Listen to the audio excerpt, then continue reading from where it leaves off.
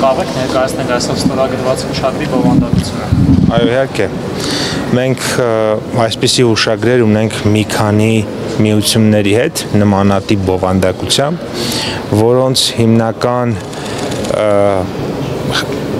ուղերձը հետևյալն է. պետությունը եւ մասնավոր հատվածը համատեղ աշխատելու են իրար հետ, իրար աջակցելով, որպեսզի ոլորտներում բարեփոխումներ տեղի ունենան։ Մասնավորապես, օրինակ, օրենսդրական նախաձեռնություններ իրականացնելիս մի կողմից սա մեզ համար այդպես չեմ ուզում ասել, որ դա պարտավորություն է, մենք հանձնառություն ենք վերցնում, իրականում դա մեր համար շատ օգտակար է։ Բոլոր նախաձեռնությունները, որոնք ոլորտին վերաբերում է, առաջին հերթին քննարկենք ոլորտի շահագրգիռ կազմակերպությունների այդ միությունների հետ, նոր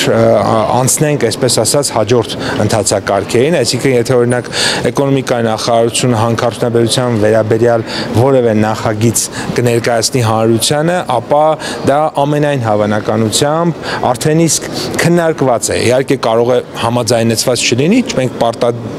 պարտադիր չի, որ մենք համաձայնեցնենք, բայց քննարկում ենք, իրենց լսում ենք, իրենց դիտարկումները հաշվի ենք առնում, հետո նոր նախաձեռնությունները առաջ են գնում եւ այսպես շարունակ։ Երկրորդը նաեւ, որ իրենք են, այսպես ասած, վերցնում հանրություն,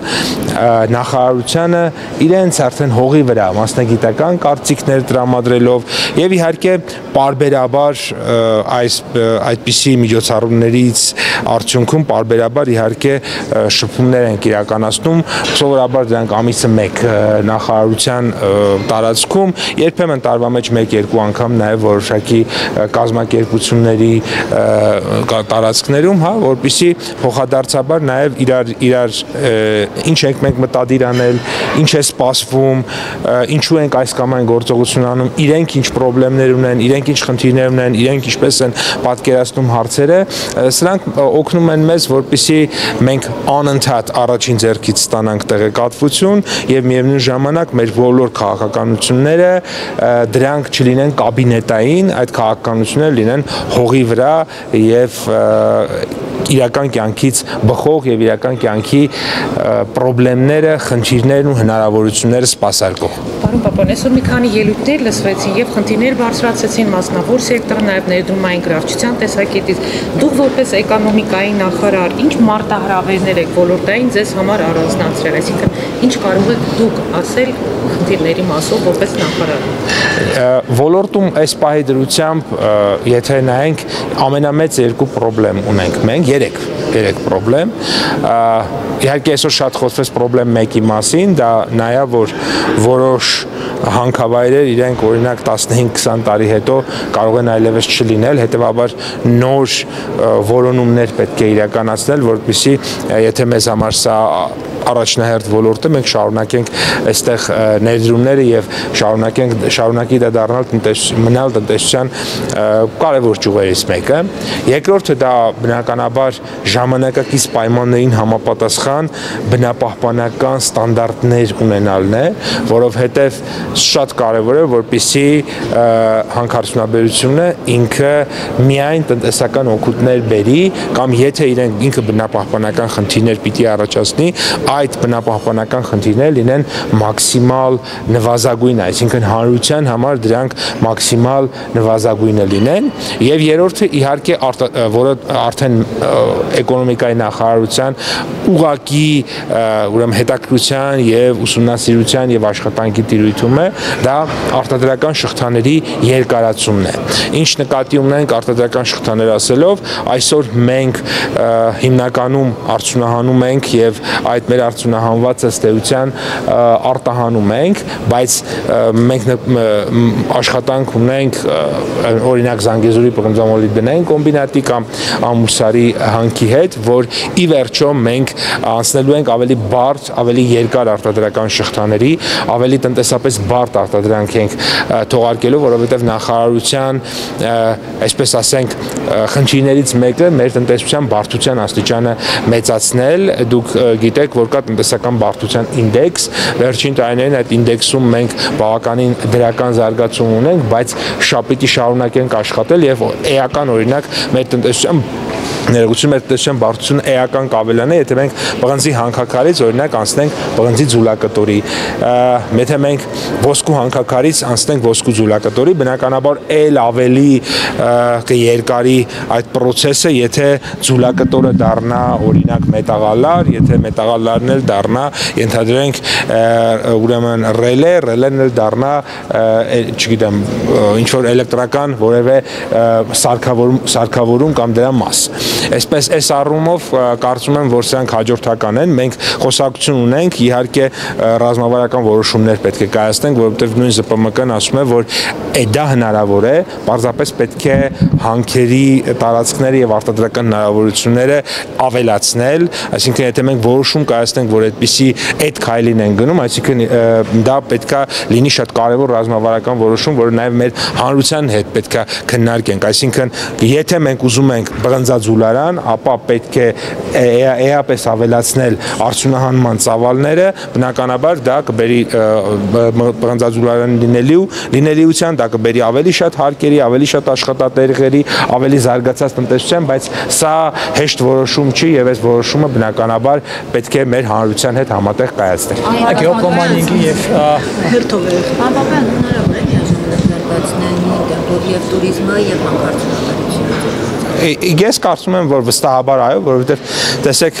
նույն արևմտյան Եվրոպայում հանքարդյունաբերությունը շատ բարձր տեմպերով զարգանում է, Ամերիկայի Միացյալ Նահանգներում հանքարդյունաբերությունը զարգանում է եւ տուրիզմն է զարգանում նույն արևմտյան Եվրոպայում, իսկ շատ հեռու էլ պետք չի գնալ, երևի թերևս մեր մոտ երկրներից, օրինակ Արաբական Միացյալ Էմիրությունները, տեսեք հանքարդյունաբերությունը ինչ մեծ դեր ունի այդ երկրի տնտեսության մեջ, բայց հանքարդյունաբերության միջոցով օրինակ զբոսաշրջությունը շինարարությունը ինչքան մեծ դեր են ունեցել։ Ես ուղղակի վստահ եմ, որ Արաբական Միացյալ Էմիրությունները չէր կարողանա այսպիսի բարձր տնտեսական զարգացման ու հաջողության հասնել, եթե ինքը չհենվեր իր հանքահումքային բազայի վրա։ Այսինքն ինքը իր հանքահումքային բազան օգտագործելով զարգացել է եւ ձևավորել է գերզարգացած տնտեսություն, որտեղ շինարարությունը, զբոսաշրջությունը, ֆինանսական հատվածը, ծառայությունների հատվածը շատ կարևոր տեղ ունեն, բայց դա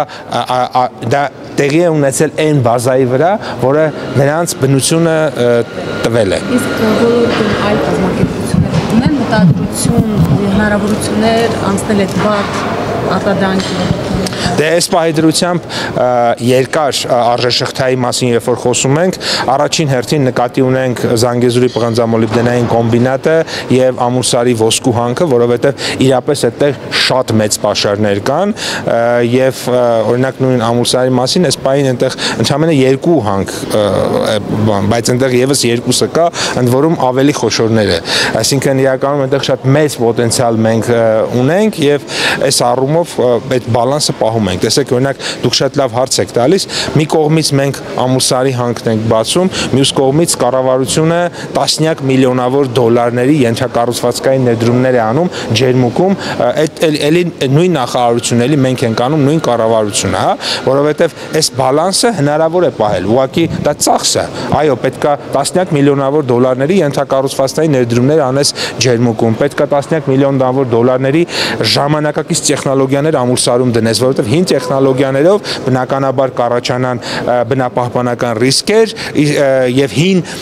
զբոսաշրջային ենթակառուցվածքներով էլ հետաքրքիր չի լինի տարածքը։ Եթե այս ամեն ինչը ճիշտ բալանսի վրա ես դու բերում, ապա կարող ես ունենալ այն ինչը ես ասացի Արաբական Միացյալ Էմիրությունները դրա մեր ամենատիպիկ օրինակն է եւ բայց Միացյալ Նահանգները նույնպես Միացյալ Նահանգներում իմջայոց հանքարդյունաբերությունը շատ մեծ մասնաբաժին ունի ու գնալով էլ ավելի ուրեմն իրանք հենվում են իրենց հանքահումքային ռեսուրսների վրա, սկսած նավթից, գազից վերջացրած արծաթ, պղինձ, ոսկի եւ այլ, եւ եթե կներեք Չինաստանն ու Միացյալ Նահանգները հենվում են իրենց մեծ ռեսուրսների վրա, մենք ինչպես կարող ենք չհենվել մեր ռեսուրսների վրա։ իր հարցի շարունակությունն է, էլի փորձագիտական այսօր կարծիք հնչեց, որ հանքարդյունաբերությունը պիտի գնա դեպի խոշորացում, այսինքն այն փոքր ընկերությունները, որը տես տրադիցիոն իրանց տրամադրվում էր լիցենզիա եւ այլն, պիտի վերանան եւ գնա ավելի խոշորացման, դա ձեր մտքի շարունակությունն է, որ այդ շղթան լայնանալու համար պետք են խոշոր խաղացողներ։ Պետության դերը այստեղ օրենսդրական տեսակետից կա թե ոչ, այսինքն դուք եք համամիտ այն մտքին, որ մոտակա 10 տարում մեզ պետք են խոշոր ընկերություններ, ոչ թե փոքր լիցենզիա ստացողներ։ Ես կարծում եմ, որ այստեղ եթե ինչ-որ բան պիտի տեղի ունենա, դա պետք է տեղի ունենա ոչ թե պետության մասնակցությամբ, այլ ինքնաբերաբար։ Այսինքն, եթե իրավիճակը շուկայում այնպիսին է, որ փոքրերը արդյունավետ չեն, որովհետև փոքրերից ենթադրենք համ նյութ չեն առնում կամ առնում են ավելի թանկ գնով կամ ծախսերը ավելի բարձր են, այդ խոշորացումը տեղի կունենա։ Եթե ուրեմն փոքրերը կարող են միավորվել դառնալ խոշոր եւ դրա հետևանքով օրինակ ավելի երկար շղթա ստեղծել, այդ խոշորացումը տեղի կունենա։ Ես կարծում եմ, որ ես առհասարակ շատ կողմնակից չեմ պետական այդպես ուղակի միջամտություններով շուկայում աճ եւ ձախ տանելու, մենք կարծում եմ, որ պետությունը շատ մեծ դերակատարում այդպիսի հարցերում չպետք է ունենա, կթողենք շուկան ինքնաբերաբար կարգավորի։ Եթե պիտի խոշորանա, ապա դա անխուսափելի է։ Եթե պիտի հակառակ պրոցես տեղի ունենա, նորից անխուսափելի է։ Հետևաբար շուկան ավելի լավ է զգում, որոշում իմ կարծիքով, քան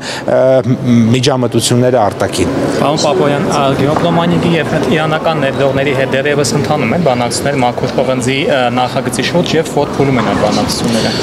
Տարբեր ընկերությունների հետ ընթանում են, այս փուլում այդ ձեր հարցի շուրջ ավելի խորը պատասխան չեմ կարող տալ։ Ես եմ շնորհակալ։